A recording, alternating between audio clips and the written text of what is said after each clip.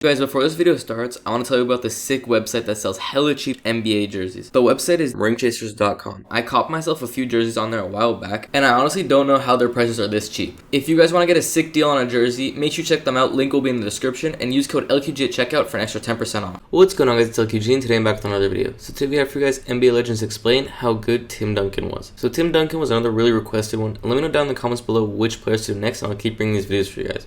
Also, make sure you guys smash the like button. Let's see if we hit 100 likes on this video. And also make sure you guys subscribe to the channel to catch all the new content. We are releasing a bunch of new videos for 2021, so make sure you don't miss out. With that being said, let's get into NBA Legends Explain how good Tim Duncan was. Well, I mean, it's been fun competing against him for all these years. And, he and I had an opportunity to have some great dialogue tonight. And just, it's been so much fun competing against him in that organization. And, I've truly enjoyed it. It pushed me to really fine-tune and sharpen my game. How many times have you seen somebody get a triple-double in Game 6 in the deciding game to win the championship? I knew he was great, but I really seen greatness that day. What's up, world? This is Steven Jackson, and here's my story on greatness. The first time I encountered greatness, it was definitely experiencing playing with Tim Duncan. Being able to actually play in the finals and play with the best power forward to ever play the game. I think in the finals in 2003, Game 6, I think Tim Duncan's greatness was really overlooked that game. I knew he was great, but I really seen greatness that day. How many times have you seen somebody get a triple-double in Game 6 in the deciding game to win the championship? For him to go out with having 2 blocks away from a quadruple-double, 20 points, 20 rebounds, and like 8 blocks. Dominate the whole game from start to finish, demand double teams, and his stat line, just to see how dominant someone can be and his greatness. I look at so many greats that finish their career without getting an NBA championship. So many guys come through, and a lot of guys come through and don't even care about it. They really care about the money and don't really care about being a champion. I only play to win, and that's something that me and Tim Duncan had in common. He wanted to win, he wanted to be a winner, he's always been a winner. He led more by his work ethic, he led more about being that guy that wins games. I respect the guy more who goes out there and get the job done and focused on winning games instead of talking about it. He's actually doing it. I would always rather be with a leader who's willing to lead by example and not just talk about it, and Tim Duncan embodies that. That's the reason why when you come to San Antonio, you have to come as a team player and understanding your role. When you see Pop get on Tim and when he makes a mistake and scream at him and curse him out just as we do the guy that doesn't play, you have to respect that. And Tim is one of those guys that he's not a superstar that feel like he can't get coached. He's not coachable. Pop can scream at him and teach through Tim to us, and that's what allowed everybody to buy in and be coachable. Obviously, you feel like you have greatness in yourself, but when you're playing with somebody that's really great, you get to really see greatness. I was a great basketball player. I had a great career. But standing on the side of guys like Tim Duncan, Reggie Miller, and Baron Davis, I really seen greatness. It made me level up. It helped me have a better career, and I learned how to be a professional from Reggie and Tim Duncan. So being around greatness is a plus in a lot of areas. And it's a blessing to be able to experience that in my career because a lot of guys don't. He gave me the title of the ultimate teammate. To get that from Tim Duncan, he's never said he's played with Manu Ginobili, Tony Parker, Kawhi Leonard, Steve Kerr, Steve Smith. He's played with a lot of guys. For him to give me that title, I hold on to it. I cherish it because, when you have a guy, like I said, the best power forward ever to win championships with so many guys, for him to call me the ultimate teammate, that means a lot to me because that means that I never put myself before my team. I'll do anything for any one of my teammates, and I'll hold on to that dearly, being an ultimate teammate coming from Tim Duncan. The Orlando Magic were very close, Bruce says, to signing Duncan in the summer of 2000 when T-Mac and Grant Hill both joined the team. Bruce said that Magic head coach Doc Rivers denied Tim's request during the negotiations that his family could join the team plane on some flights to games, and that is when Rivers lost Tim Duncan, who could have played next to you, Tracy, in Orlando. He's sad over here. I'd like you guys to know that I texted Tracy this story yesterday, and I got 2 little crying emojis, and then later I got a second text with just 2 more little crying emojis. Man, why y'all doing this? So, this would have been amazing. You talk about a guy that's probably arguably the best power forward to ever play the game. Has won championships prior to, making that decision. Doc Rivers, what the hell were you thinking? You supposed to give Tim Duncan everything, right? Give him ownership of the damn team if he wanted it. I know he can't get that while he's playing, but Give him the team playing though. Yeah, come on, Doc. We gotta talk about this, Doc Rivers. Are you serious? So there were a lot of teams trying to build these dynasties back in the day. Then, right? See, wow, that's it's the starting thing. to come out. The super team was not a, G. Hill and Grant was not healthy, but me and Tim Duncan in the Eastern Right. Conference at that time. Well, you guys would have needed Grant, so Huh? just throw that out there. What'd you say? You would have needed Grant. We would have needed Grant? Yes.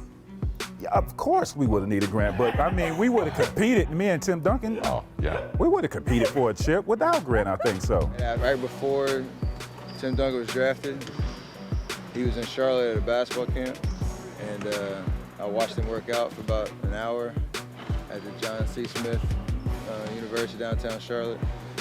I remember walking in and he was hanging off the net, just standing there underneath the basket. And dang, that dude's tall. Didn't really know. Like, that was just before any of his NBA success happened. So that's like my only Tim Duncan story, but just being in the same gym with him at that point before all that happened was pretty cool. You see any similarities in? Probably like 8. You see any similarities in the way you carry yourself in the league and the way that TD does it? I mean, I don't know him behind closed doors in the locker room and stuff like that. I don't know what his mentality is like or his demeanor is like, but on the court, he's very about his business, very subtle. The way I know he's a lead by example kind of guy, but I'm pretty sure he's vocal. So I don't know, but when you see a guy play and how hard he plays every single night, that says a lot about them as a person and just how much they respect the game and how much they want to get out of it and lead their team. So follow that for sure. Well, when people ask who are the greatest big men to ever play the game, you never hear power forward's name. So I was under the impression that big men was always centers. I've heard you say many times the greatest big men, Kareem, Wilt, Bill Russell, maybe Akeem, then maybe me. Now, you hear a lot of other people say Tim Duncan is the greatest power forward to ever play the game. I agree with that. So, I get asked the question a lot, and it's just always surreal for me when my name is associated with any of the greats. And obviously, we know how great Tim Duncan was in this league. With that franchise, I had my battles with him. Also was a teammate with him in the Olympics, and just seeing, what he was able to accomplish, not only in the regular season, but more importantly in the postseason. And he lived in the postseason. That was his address. So for me to be linked with the great and the big fundamentals, it means a lot. Not only to myself, but my hometown and whoever has been following my career. Tim Duncan, people would not see him verbally saying stuff because he wasn't talking sentences. Preach. Timmy would hit you in phrases. Got you. Ooh, almost. This the worst right here.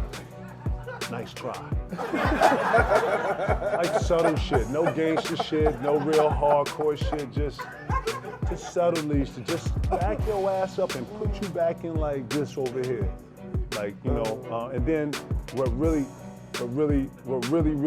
pissed me off was when the trash talking wasn't affecting him. So now you spending all this energy trying to rile this up. You done forgot about your own game. You forgot about they coming to you that you're supposed to. And then that's when I actually quit talking trash to Timmy because he wouldn't respond. He wasn't giving me the reaction I was giving. I can't really get hype off. This thing ain't really giving me nothing. Look at him now, start doing a little, shoulder shit, and he gonna react to that. Yeah. Next thing you know, Timmy got 20, 15, like I'm in here like. So then I started changing that. You know what I'm saying? And then it was natural too. Sometimes you went to it. Two dogs meet in the middle, and it be what it is. So he's the most stable, great player in the history of the NBA, on and off the floor. You won't see another guy play 20 straight years for the same team and make the playoffs each year. And all three of these guys, and Chuck will appreciate this, back in the day, usually your best player, it wasn't just the guy who led the team in scoring. You had to bring it on both ends. And that's what all three of these guys, led by KG and Tim Duncan, did. Tim Duncan was the best defensive player also will rebound the basketball, and also for a 7-foot guy, his touch, his 15, 18-foot bank shot, facing up playing against smaller guys and against larger guys. Usually the 7-foot guy, Greeny, dominated you by dunks. Tim Duncan dominated you by skill, and that's what helped make him be an all-time great. Did he talk at all on the floor? Either of you guys, Chuck, did he? No. Say anything. Well, he never talked, but I want to pick it back on something Jalen said. One of the reasons I really admire Tim Duncan, Greeny, is I'm trying to think, has there ever been a superstar, the greatest player at his position, who was able to relinquish and let other guys, when he was past his prime or wasn't as great as he was, he let Ginobili and Parker take over and didn't say a word. I mean, that's really hard for a guy, because we all got... I get emotional when I talk with Timmy because he means so much to my career, and he's been such a great friend that I would love for Timmy to go out on top. Just like David Robinson went in top in 2003, I would love to do the same thing for Timmy. So that's it for this video, guys. I want to thank you guys so much for watching. If you did enjoy, make sure you leave a like and also subscribe to the channel. Like I said at the beginning, we're releasing daily videos for all of 2021, so you don't want to miss out. And yeah, I'll catch you guys on the next video. Thank you guys for watching, and have a great day.